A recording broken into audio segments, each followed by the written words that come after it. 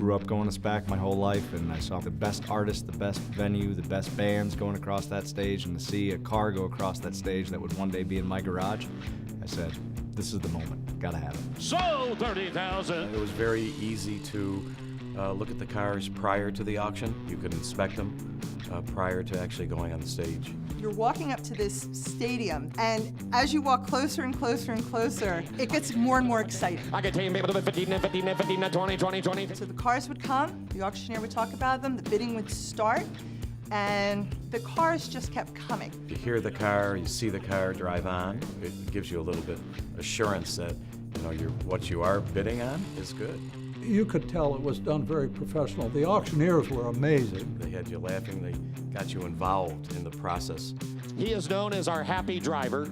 Give him a wave.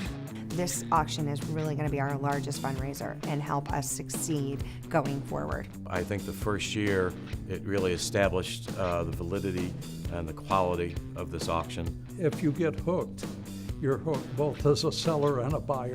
Consigning a car was effortless, buying a car was effortless, and that was in year one. I can't imagine how much better it's gonna get in years 3, 4, 5, and 10.